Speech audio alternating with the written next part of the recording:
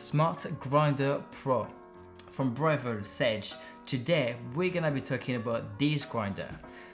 I previously had the integrated grinder on the Barista Express, which I've upgraded to this one a year ago.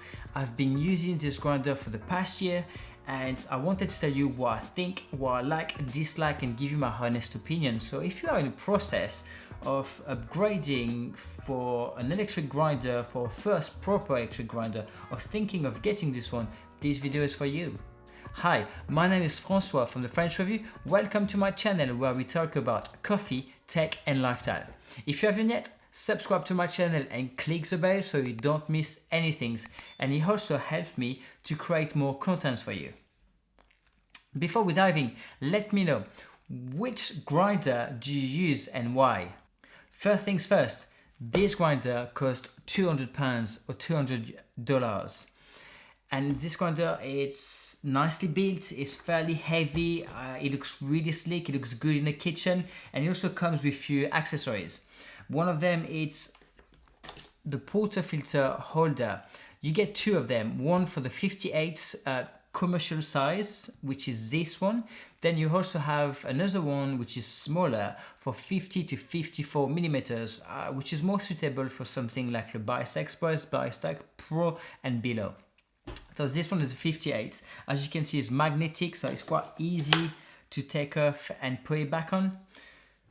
It also comes with a conical burr cleaning brush, which is very practical, and I do advise you to clean your conical burr quite often, at least now and then, once a month. Then you do have a sealed container that comes with it. I personally haven't used it at all, but it's there, so it's a nice touch. So if you need one, it comes with it. Right, back to the grinder. The hopper can contain 500 grams of coffee. I personally don't use the full capacity, mostly maximum around 250. You've got a seal cap at the top of it, which is easy to remove and put it back on, like that. You can also remove the hopper. You turn it like that. It's gonna close the bottom of the hopper, so you're not gonna have any coffee going through. And then here you've got the conical burr, so you have to clean it, so remove the conical burr. It's fairly practical and easy. Then you can remove, put it back in, and turn it back like that. Close it, voila. Here you've got the LCD blue screen. On the LCD blue screen you have three buttons. You've got the grind amounts for the time, you've got the shot, so single or double, then you've got the grind size, which goes from finer to coarser, so espresso to plunger range. On the side of it you've got the grind size manual button. Which I quite like about it is when you turn it, you can see straight away on the screen whether you're an espresso, percolator, filter, or plunger. And it goes up to 60. So you do have 60 settings on this grinder. You have a start and pause. You can action the coffee grinder here from this button here. Then you have the drip, the tray, which is removable and magnetic as well, so fairly handy if you have to clean it or get rid of the coffee. Underneath you have an explanation to tells you how to clean the conical burr. The conical burr on this coffee machine, without going too much to be too much technical, this is a 40 millimeters, so it's not too big. Let's say, to give you an example, on the Eureka is 55, and I believe on the niche is around 63 millimeters. So it's not too small, it's not too big. In terms of power, some might say that this grinder is not as powerful.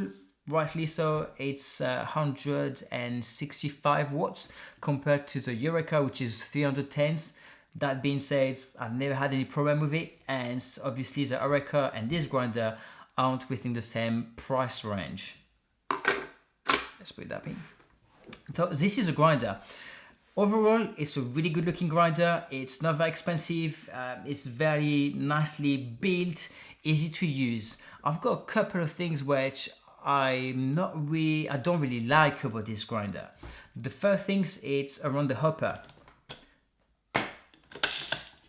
If you remove the hopper, here you've got the coffee grind. So as you can see, we do have a lot of coffee in the coffee grinder around the conical burr. And most of the coffee has been crushed and smashed. So I'm questioning two things here: retention and how fresh my coffee is gonna be in my portafilter. The second thing is the clumps, coffee clumps. So coffee clumps is not ideal when it comes to making espresso. The reason why it's around channeling. If you want to avoid any coffee clumps with this coffee grinder, you have two options. The first one is to tap the portafilter against the counter to break the clumps. The second one, it's using what we call a WDT, which helps to once again break the coffee clumps. So what do I think about this grinder? Overall, it's a great entry-level all-round grinder. Easy to use, cheap, great value for money, and it does the job. It served me well. If you want to get more serious around espresso, you might want, and you've got a budget, you might want to invest for something a bit better. Maybe the Eureka Specialita, maybe the Niche Zero, but obviously there is a disparity in terms of pricing. This one is around £200, $200. The Eureka Specialita and the Niche are around $500. So you've got around £300 difference. If you are getting into coffee or you want to invest in your first proper grinder, not necessarily just for espresso, this coffee grinder is for you, and I would definitely recommend it. Breville and Sage do often some offers where you can have a 25% discount, and the customer service actually in the UK is actually pretty good. So if you have to get your first proper electric grinder, I would definitely recommend this one. It's a really nicely built grinder, easy to use, cheap, and it just does the job. Right, I hope that this video was helpful. If you've got any question around this grinder, please leave them down below and I'll come back to you. Thank you.